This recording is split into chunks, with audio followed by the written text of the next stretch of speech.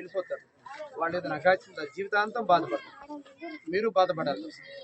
అలాంటివి కూడా చేయక పని మీద బయటకు వెళ్తారు. సేమ్ టైం వేసవికాలం వచ్చింది కదా, ఇంట్లో విలువైన బంగారు వస్తువులు డబ్బు కనుక ఉండి మీరు ఏదైనా జాతరలకు పండుగలకు పబ్బాలకి వెళ్ళి ఇంట్లో పెట్టి మాత్రం వెళ్ళకండి. మీతోనే తీసుకెళ్ళండి, లేదా మీకు తెలిసిన వాళ్ళు వెళ్ళాలని పెట్టారు. మీరు తాళాలేసి వెళ్ళిపోతారు, మాకు తెలియ చెప్పరు. కొత్త ఎవరు కనపడి తాళం పగలు కూడా ఇంట్లోకి వెళ్ళిపోతారు, దొంగతనం చేస్తారు. ఇప్పుడు బంగారు రేటు చాలా పెరిగింది కదా, 2 తులాలు పోయినా కూడా 2 లక్షలు అవుతుంది, 3 లక్షలు అవుతుంది. కాబట్టి మీ వేసవి కాలంలో అందరూ సెలవులకు వెళ్తారు. చదువుకునే ఉద్యోగం ఒక అమ్మాయికి అట్లానే వాడు ప్రెగ్నెంట్ చేశాడు, జైల్లో ఉన్నాడు. ఎవరైతే ఉలవ దెబ్బలో 9వ తరగతి చదువుతుంది ఆ పాప. దానికి 7 నెలల ప్రెగ్నెన్సీ ఇచ్చింది. వాళ్ళ అమ్మ కూడా కనుక్కొని ఎవరు పట్టించుకోలేదు. లాస్ట్ పెళ్లి చేసుకోమంటే చేసుకోలేదు. దాని వయసు 17 సంవత్సరాలు. తీసుకెళ్ళి జైలు పంపించేసుకున్నాడు. లేస్ ప్యాకెట్ ఇచ్చి చిన్న పాపని ఇంటికి తీసుకెళ్ళాడంట. వాడు మీతో పాటు ఉండే చిన్న చిన్న బిడ్డలు ఏం చేస్తారంటే ఈ దగ్గరే పెట్టుకోండి. పనికి వెళ్తే పక్కన ఆంటీ దగ్గర ఆయమ్మ దగ్గర పెట్టాలి తప్ప గాలికి వదిలేసి వెళ్తే ఏ గాలి అగాచ్యం చేసిన తర్వాత బాధపడాల్సిందే మీరే. కాబట్టి ఈ తల్లులు ఎవరైతే ఉన్నారో మీరందరూ కూడా మీ బిడ్డలు వదిలేసి పనికి వెళ్ళాల్సి వస్తే మీకు తెలిసిన ఒక ఆంటీ దగ్గర వదిలిపెట్టండి, ఒక ఆయమ్మ దగ్గర వదిలిపెట్టండి, బాక్సులు అన్నం పెట్టి మాకు చూసుకుంటా ఉండు.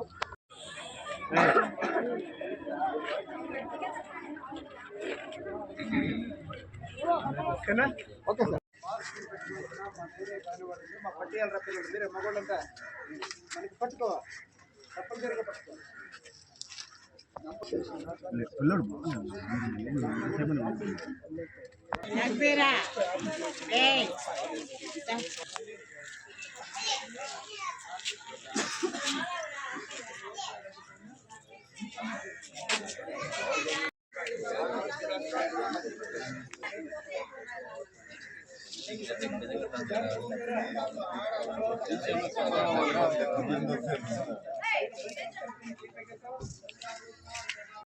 Okay sir.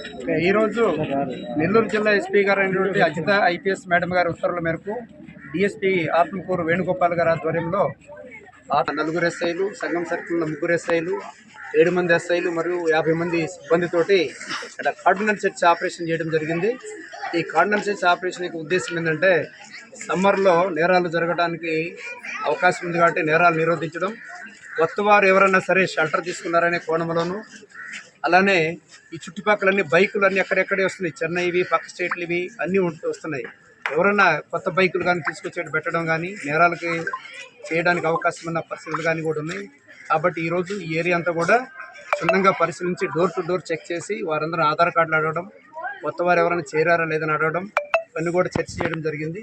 ఇవన్నీ పూర్తిగా చర్చ పూర్తయిన తర్వాత సుమారుగా ఒక 30 బైకులు, ఒక 5 ఆటోలు మాకు దొరికినాయి. వీటన్నిటిని కూడా సంపూర్ణంగా వీటి రికార్డులను వెరిఫై చేసి మంచిగా వీటి రికార్డ్స్ ఉన్నాయో లేదో చూసి వెరిఫై చేసి వారికి అందజేయడం జరుగుతుంది. లేకపోతే వాటిపైన చర్య తీసుకోవడం జరుగుతుంది.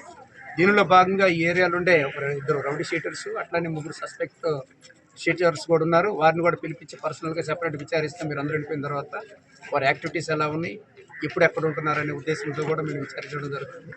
ముఖ్యంగా ఈ కార్డినల్ సెర్చ్ ఆపరేషన్ యొక్క ఉద్దేశం ఏంటంటే ఈ ఏరియాలో ఎలాంటి అల్లర్లు జరగకుండా, దొంగతనాలు జరగకుండా, రోడీజం జరగకుండా, అట్లనే గంజాయి అలాంటివి ఏవి కూడా ఉత్తుపనియాలు, ఈ మాదక ద్రవ్యాలు కూడా ఎవరు యూజ్ చేయకుండా ఉండడానికి, అలాంటివి చేస్తే పట్టుకోవడం కోసం ఇది ఏర్పాటు చేయబడింది.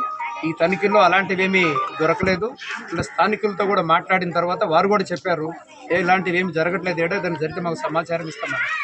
అట్లనే ఎవరైనా ఈ సమ్మర్లో కొత్తగా వచ్చి కాపురాలు పెట్టినా, లేదా ఈ సమ్మర్ హాలిడేస్కి చిన్నపిల్లలందరూ కూడా 10th class, 9th class, 10th intermediate exams రాసిన ఆడపిల్లలు ఉంటారు.